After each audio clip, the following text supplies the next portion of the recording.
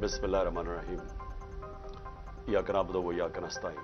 आप टीवी के ऊपर तो देख रहे होंगे ये जो बाहर मुनाजिर हैं, टेयर गैसिंग, वाटर कैनन इस्तेमाल हो रही है। कई सीन्स आपको ऐसे लगेंगे जैसे मकबूजा कश्मीर में है, ये पाकिस्तान नहीं है।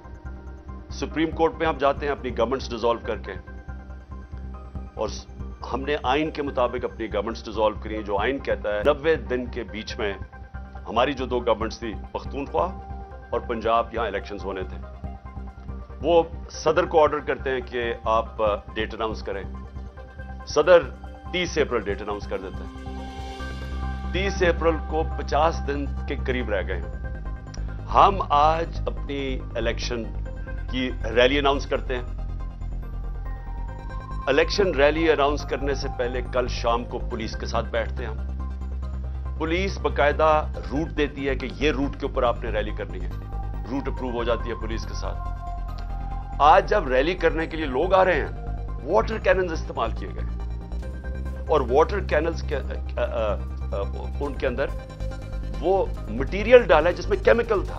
अभी तक लोगों के ऊपर जो वो पानी गिरा है, वो वाटर कैनन का पानी जो गिरा है, अभी तक लोगों को उसका असर है। फिर टीयर गैस शेलिंग होती है, वो हमारे पास है, एक्सपायर्ड टीयर गैस शेल्स इस्तेमाल किए जाते हैं।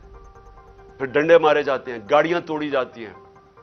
गाड़ियां तोड़ रही है पुलिस, लोगों को नुकसान पहुंचा रही है। क्या करने वो आ रहे हैं? इलेक्शन की रैली, जो कि अनाउंस हो चुकी है। इलेक्शन 50 दिन रह गए हैं, वो इलेक्शन के लॉन्च के ऊपर ये सब कुछ हो रहा है। और वो कौन कर रही है? Care taker government. Care taker government का रोल आइन के अंदर क्या है? साफ और शफाफ इलेक्शन करवाना। उसका काम ये नहीं है जो हो रहा है। तो मैं सबसे पहले तो अपने कारकुनों को आज कहना चाहता हूं कि जो आज निकले हुए हैं और जो अभी शेलिंग हो रही है, कि आप सब इस सब चीज को रोके, और बस हमने जो रैली करनी थी वो अब हम नहीं कर रहे।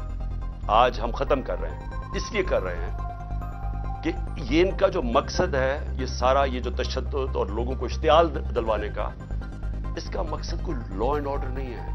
हमने आज तक कोई भी कानून के खिलाफ चीज अपने 26 साल में नहीं की।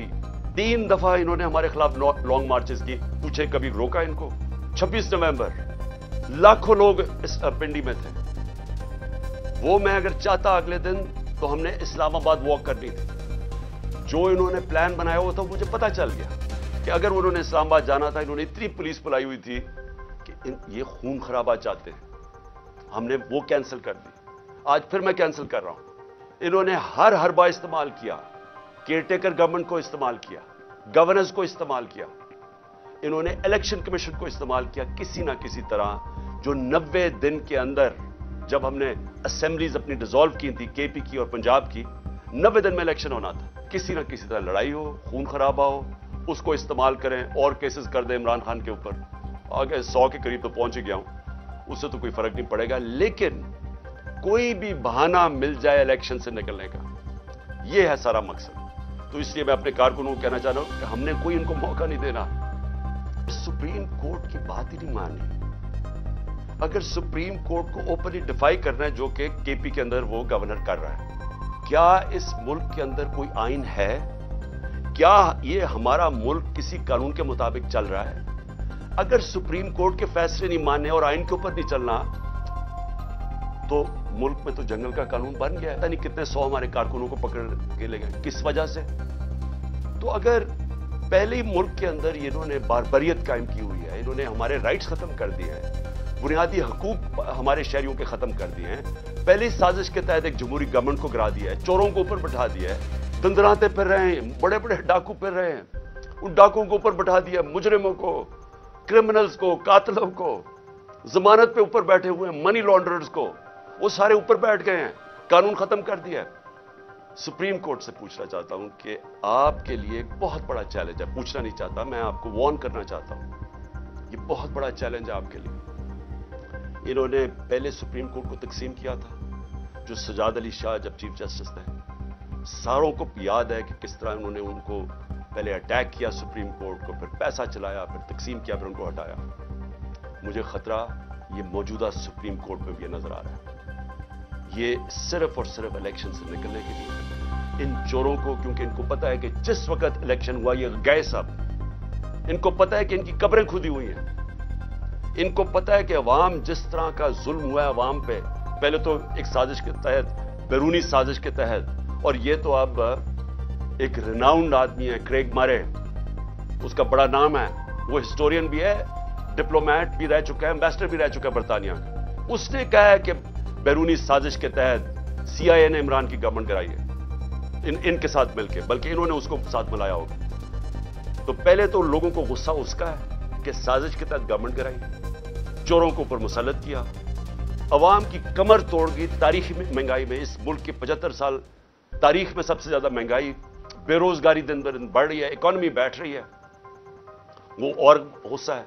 अभी मजीद जो इन्होंने कदम उठाए हैं, जो रुपया गिरा है, 100 रुपया गिर गया है डॉलर के सामने इनके 11 महीने में, तो अभी तो और महंगाई आनी है। तो उससे डर के तरीका क्या इख्तियार किया, अवाम में ये जा नहीं सकते। इनके इंटीरियर मिनिस्टर ने कहा है कि जनाब जल्द से जुलूस के बगैर इलेक्शन हो जाए, क्योंकि ये अवाम में जा नहीं सकते। कोशिश इनकी सारी ये है कि इलेक्शन से निकलना। मैं सारे अपने वकला को कह रहा हूं, आप मुखालिफ ग्रुप्स में हैं, बिस्मिल्लाह अपने ग्रुप्स की पॉलिटिक्स करें, लेकिन इस पॉइंट पर सब इकट्ठे हो। जिस तरह आपने वकला ने वो जो चीफ जस्टिस की बहाली की मूवमेंट में शिरकत, जो आपने एक तारीखी मूवमेंट चलाई थी, ये वो वक्त आ गया आपकी मूवमेंट चलाने का। और इसलिए मैं आपको भी अपील कर रहा हूं, और मैं फिर से अदब से अपने सुप्रीम कोर्ट के जजेस को कह रहा हूं कि इस मुल्क की खातिर तकसीम ना हो। इस वक्त कोई ऐसी चीज ना करना जिससे हमारी जमहूरियत, हमारा आइन, हमारा रूल ऑफ लॉ कमजोर हो।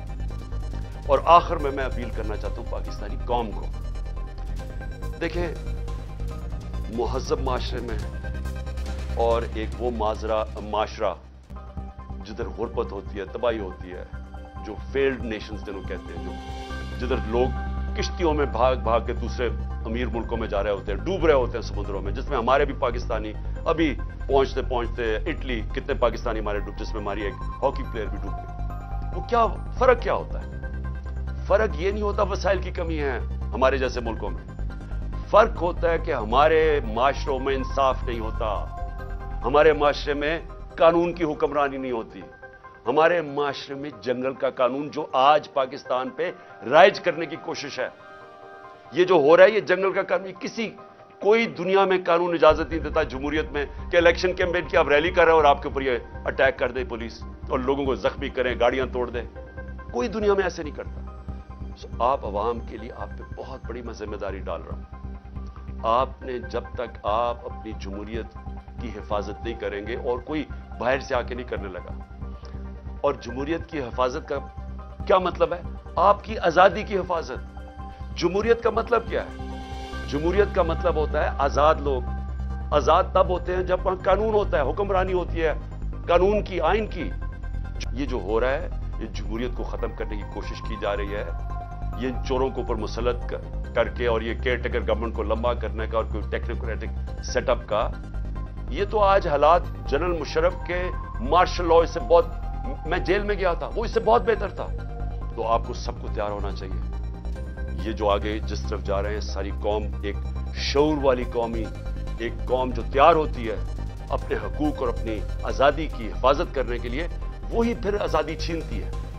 नहीं तो वो अगर इस तरह के जुल्म के सामने झुक जाए तो वो गुलाम बन जाती है। और जो हम बदकिस्मती से हम इस वक्त आजाद कौम नहीं है। तो मैं इसलिए कहते हुए अपने कारकुनों को कि आप सब घरों पे जाएं, किसी किस्म के इंतशार में शिरकत ना करें, ताकि इनको कोई मौका ना मिले इलेक्शन से भागने का। पाकिस्तान पाइंदाबाद।